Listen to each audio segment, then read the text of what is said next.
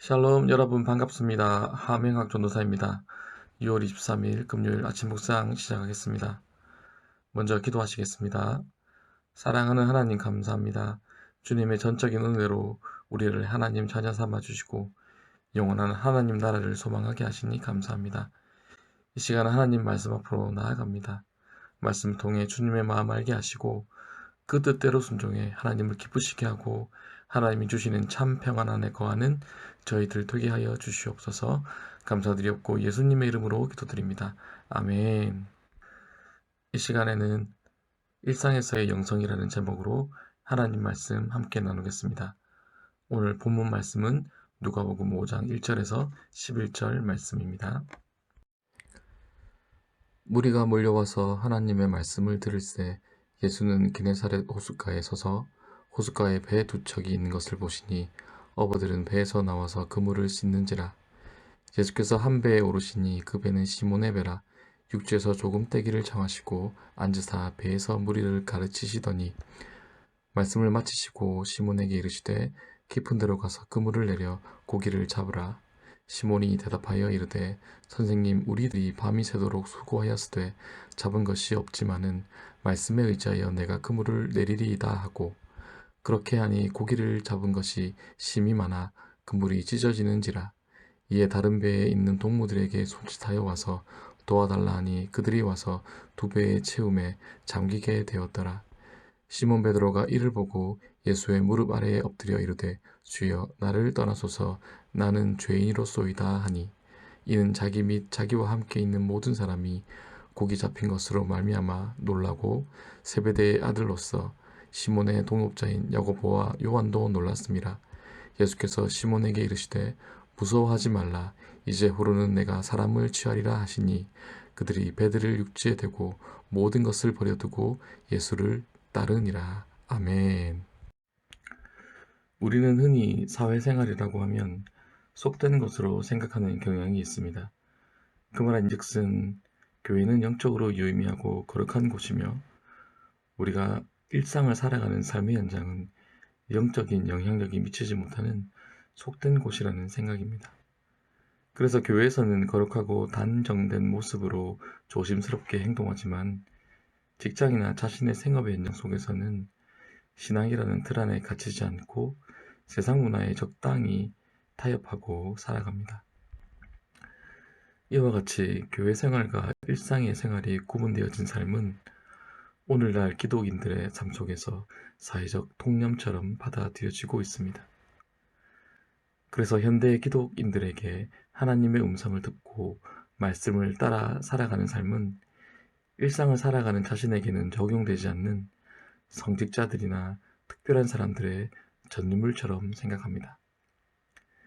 이러한 현실 앞에서 우리 주님께서는 오늘날의 기독인들을 과연 어떻게 바라보실까요? 한번 생각해 봤으면 합니다. 먼저 예수님은 일상을 속된 곳으로 구분하고 있지 않으십니다. 오히려 오늘 우리의 일상에 개입하고 계십니다. 오늘 본문은 우리가 잘 알고 있는 예수님께서 베드로를 부르시는 장면입니다. 여기서 주목해야 할 것은 예수님께서 베드로의 배에 오르신 장면입니다. 본문 3절에서 예수님께서 한 배에 오르시니 그 배는 시몬의 배라 라고 말씀하고 있습니다. 베드로의 배는 어떤 곳입니까? 우리가 생각하는 거룩한 장소와는 거리가 먼 곳입니다. 그곳은 물고기의 잔해로 인해 비린내가 진동하는 곳입니다. 위험한 노동의 현장에 거친 말이 오고 가는 것입니다. 고기 잡는 배위는 결코 거룩한 모습은 아니었을 것입니다. 우리가 생각하기에는 거룩하신 예수님께 어울리지 않는 곳입니다. 그러나 예수님은 바로 그곳에 베드로의 배 위로 찾아오셨습니다. 오늘날 우리의 삶의 현장은 어떻습니까? 그곳이 어떤 곳이든 바로 주님이 나를 찾아오시는 장소라는 것입니다. 예수님은 오늘 하나님의 자녀된 우리에게 찾아오십니다. 그리고 우리의 삶의 현장이 예수님이 함께 거하시는 거룩한 성전의 모습으로 회복되길 원하십니다. 둘째로 예수님은 우리의 삶에 개입하길 원하십니다. 본문 4절은 시몬에게 이르시되 깊은 데로 가서 그물을 내려 고기를 잡으라 말씀하고 있습니다. 예수님은 우리의 삶이 하나님의 복된 삶으로 회복되길 원하십니다. 하나님 안에서의 삶은 풍성하고 안전하며 평안합니다. 밤새 고기를 잡았지만 잡지 못한 베드로는 예수님으로 인해 그물이 찢어지도록 많은 고기를 잡게 됩니다. 일상에서 예수님은 우리를 불편하게 하고 힘들게 하기 위해서 찾아오시는 분이 아닙니다. 예수님은 우리에게 돈과 권력과 건강에 영향받지 않는 진정한 자유를 주시길 위해서 오시는 것입니다. 세상의 상식으로는 이해되지 않지만 오늘 베드로에게서 예수님이 계심으로 인해 인생이 달라지는 것을 목격하게 됩니다. 예수님은 이 땅의 그 누구보다 우리를 사랑하시고 복된 길로 우리를 인도하십니다. 마지막으로 성도의 복된 삶의 비결은 순종에 있습니다. 오늘 본문 5절에서 말씀에 의지하여 내가 그물을 내리리이다 하고 말씀하고 있습니다. 베드로는 단지 예수님의 말씀에 순종했을 뿐인데 그물이 찢어지도록 많은 고기로 응답받게 되었습니다. 예수님께서 우리에게 주시길 원하시는 진정한 자유의 삶은 우리의 순종을 통해 나타나게 됩니다. 세상은 세상의 법칙이 있기에 종교가 개입하지 않기를 바랍니다. 우리는 그것을 세속주의라고 말합니다. 과학 문명이 지배하는 현대 사회에서 더 이상 성경이 설 자리는 없다고 말합니다. 그러나 아이러니하게도 이 세상은 표면적으로 경제적 풍요를 이뤘을지는 모르지만 차별과 불공정과 가난과 전쟁, 기근, 범죄, 그 어떤 것도 본질적인 변화는 만들어내지 못하고 있습니다.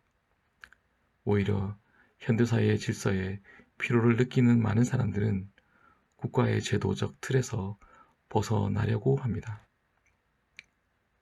왜 이런 현상이 일어나는 것일까요? 그것은 세상에는 참 진리가 없기 때문입니다. 인간이 아무리 좋은 제도를 만들고 문명을 발달시킨다고 한들 인간의 진정한 자유와 무슨 상관이 있겠습니까? 핸드폰이 우리를 진정한 자유와 행복으로 인도했나요? 인간이 화성을 가고 자동차가 하늘을 날아다닌다고 한들 그것이 우리의 삶에 진정한 자유를 줄 수 있을까요? 여전히 진정한 자유에 대한 갈망은 해소되지 못할 것입니다. 인간의 진정한 자유와 평화는 오직 예수님의 말씀에 순종을 통해서만 받아 누릴 수 있는 것입니다. 말씀을 맺겠습니다. 예수님은 오늘 우리 삶에 찾아오셔서 우리의 삶을 변화시키시고 진정한 자유로 이끄시길 원하십니다.